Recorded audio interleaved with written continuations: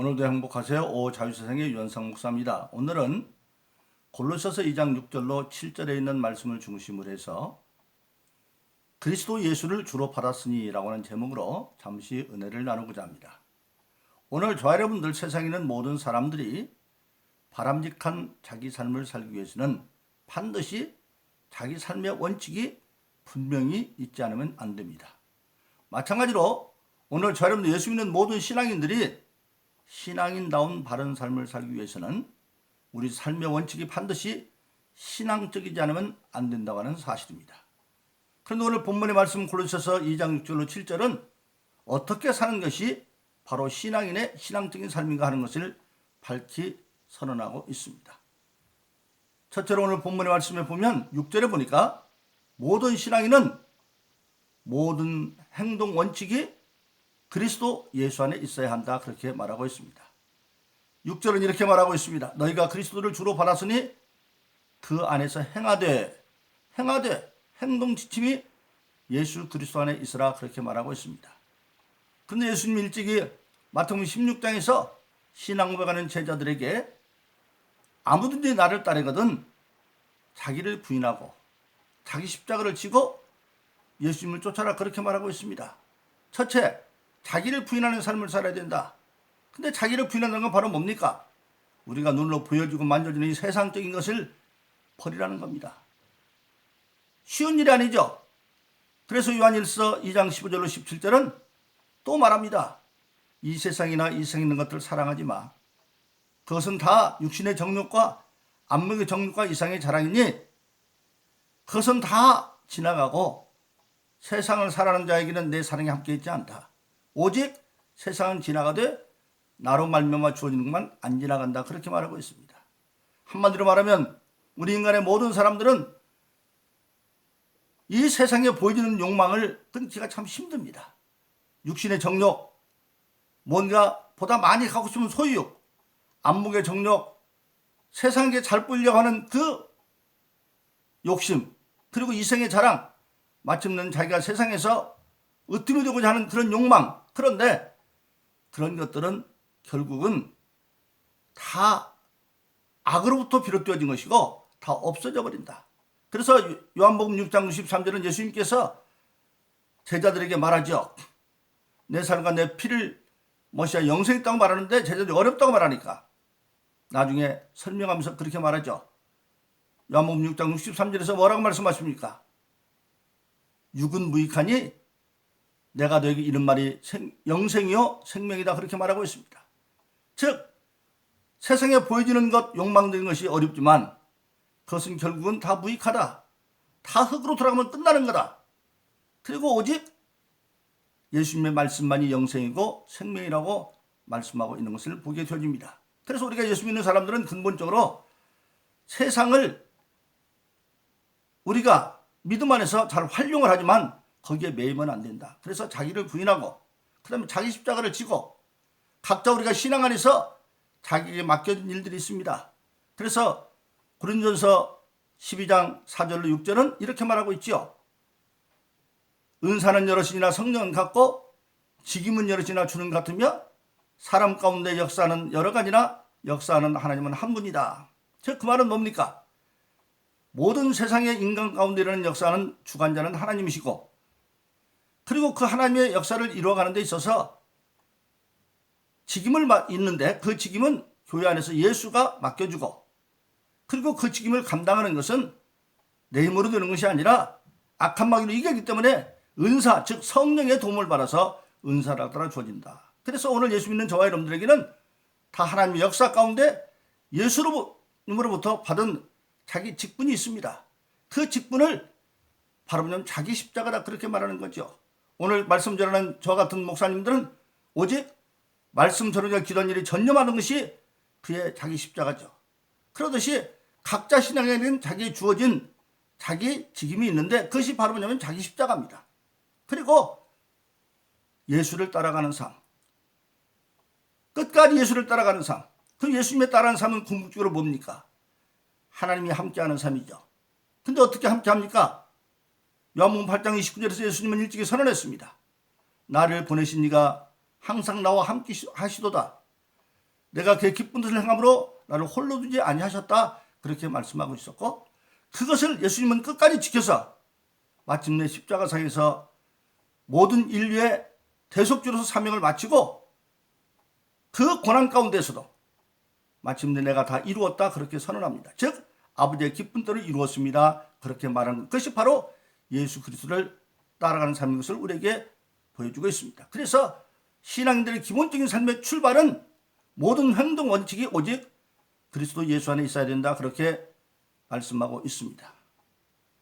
그런데 그러한 삶이 사람은 일시적일 수는 있지만 그것보다 더 좋은 게 지속적이어야 된다. 그래서 7절은 그러한 삶이 뿌리를 내리고 세움을 입어야 된다 그렇게 말하고 있습니다. 뿌리를 낸다고 하면 식물의 얘기죠. 식물은 반드시 생존을 이어가려면 두 가지의 성질을 따라가야 되죠. 하나는 향일성, 하나는 향지성입니다.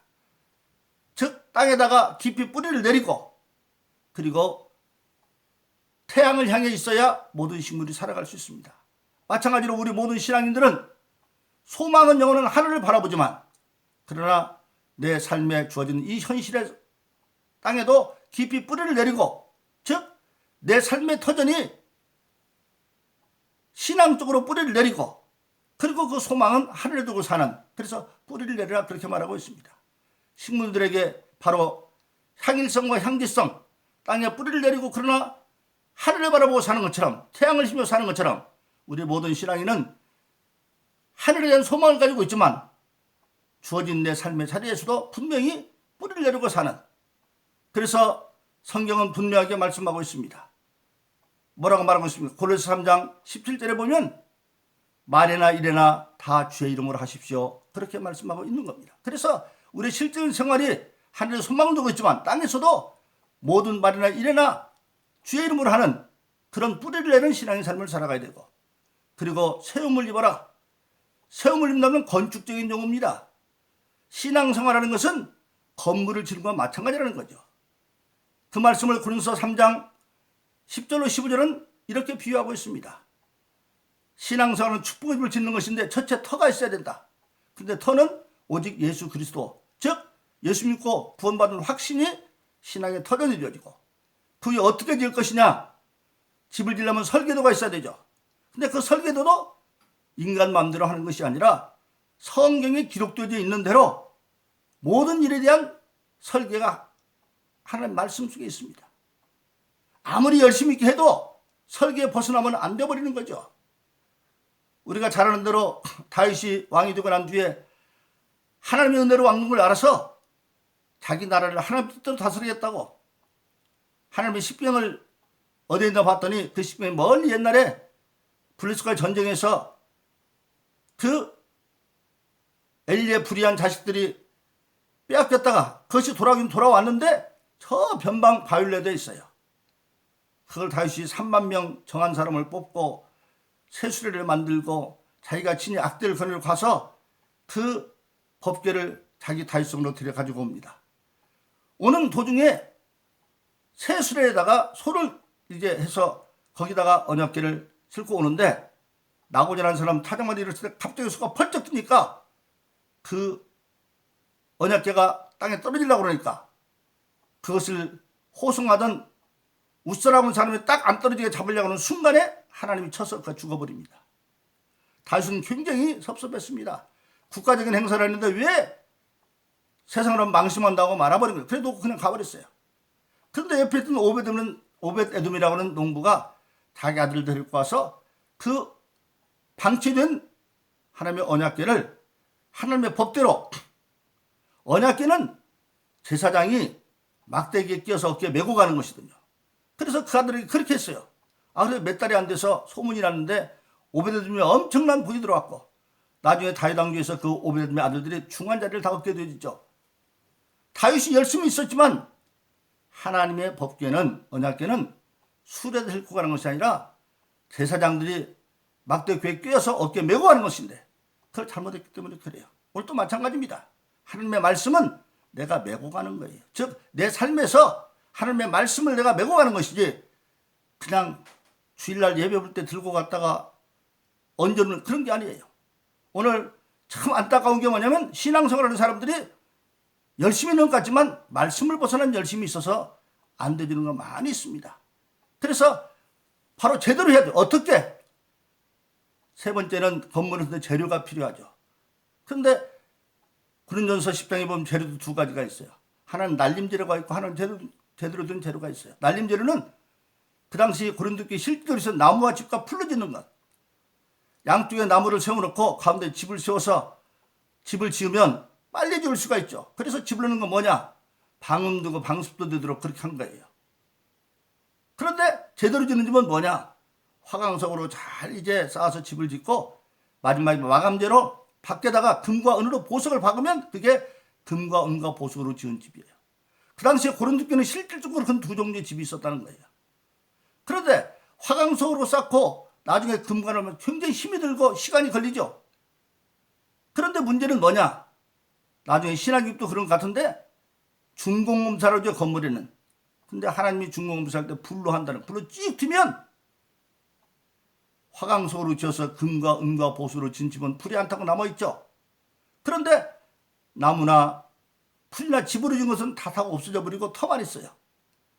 그럼 뭐냐? 성경 그렇게 말합니다. 만일 그 공력이 그대로 있으면 화강석으로 지어서 금과 은과 보석으로 한 것은 불이 안 타죠. 상을 받고 그 공력이 다 불타버리면 나무나 풀이나 집은 다 불타 없어요. 그러나 터는 있죠. 즉 구원의 확신은 있어요. 그런 사람은 구원은 받되 불 가운데 받는 구원 같다. 한시 영혼만 구원받는. 그래서 우리가 신앙생활 할 때 중요한 건 바로 뭐냐?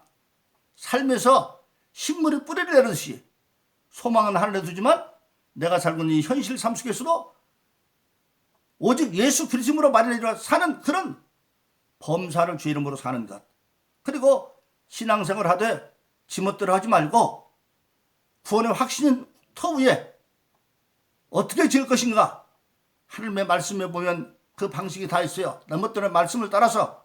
그리고 재료도 힘들고 어렵지만 하나님이 원하는 재료대로 화강석으로 잘 이제 다듬어서 금과 은으로 이제 마감재를 하는.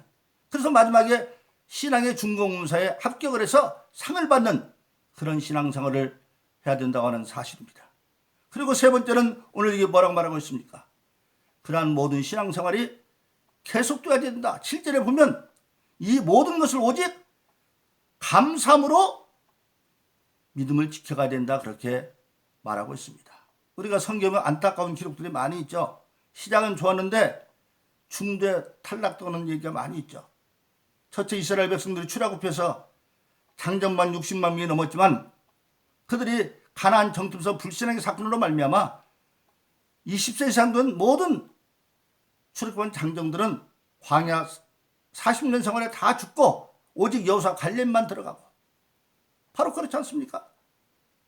사울왕이 왕으로 초장으로 세움받았지만 그가 중간에 신앙이 잘못돼서 중도 탈락해서 불에서 비참하게 죽고 또 예수님 시대에도 예수님 12제자 가운데 가룟 유다가 선택받았지만 결국은 그는 예수님을 은삼십에 팔고 스스로 목매달아 죽는 그런 걸로 끝나고 말았습니다.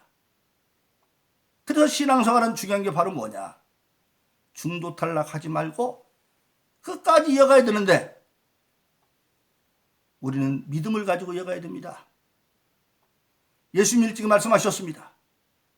믿는 자는 내가 하는 일을 너희도 할 거야. 그렇게 말했습니다. 그래서 요한복음 10장 11, 14절은 내가 진실로 진실로 너희에게 이르노니 나를 믿는 자는 내가 하는 일을 너도 할 것이다. 나보다 더 큰 일도 할 것이다.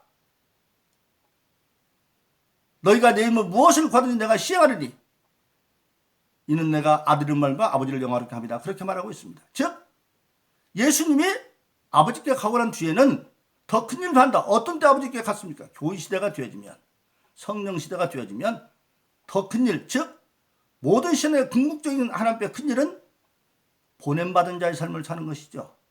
그래서 예수님이 요한복음 20장 21절 24절을 보면 안식 후 첫날 저녁에 제자들이 겁나서 문 잠그고 있는데 거기 부활하신 주님이 찾아가서 말하죠. 평안이 있을지어다. 다시 말하면 평안이 있을지어다. 그리고 제자들에게 말하는 게 뭡니까? 성령을 받으라. 내가 너희를 아버지가 나를 나도 너를 보내는데 너희도 성령 받고 나가서 보냄의 사역을 감당하라고 말합니다. 그래서 우리는 예수님이 한 것처럼 할 수 있다고 말하고 있습니다. 그런데 어떻게? 예수 이름으로 기도함으로. 그리고 성경은 말씀하고 있습니다. 우리가 저는 에베소 4장 13절은 우리의 신앙이 자라서 그리스도의 장성한 분량까지 이룰 수 있다, 그렇게 말씀하고 있습니다. 그리고 오늘 저와 여러분 궁극적으로 이제 우리는 그리스도 예수를 주로 받은 자의 삶을 사는데 모든 것이 주 안에서, 그리고 그러한 삶이 내 멋대로가 아니라 말씀 안에서 뿌리를 내리고, 그리고 건축물주 세움을 받아서 말은 일어나 감사함으로 사는 삶. 우리 신앙인은 궁극적으로 감사하는 삶을 사는 겁니다. 그래서 우리가 잘 아는 대속가전서 5장에서는 뭐라고 말합니까? 범사에 감사하는 이는 예수 그리스도 안에서 너희를 향하신 하나님의 뜻이다. 예수 그리스도 안에 하나님을 향하신 뜻은 범사에 감사하는 것이다. 우리가 종종 신앙생활도 보면 좋은 일을 당하면 감사합니다. 그러나 그것도 중요하지만 신앙생활하다 보면 깨달음을 통한 감사가 더 깊을 때가 있습니다. 일은 지금 어려워지는데 그 어려움 속에 있는 은혜를 깨닫는 거예요. 마치 다윗이 사울에게 쫓겨서 다니다가 모압 땅에 가서 망명태를 얻습니다.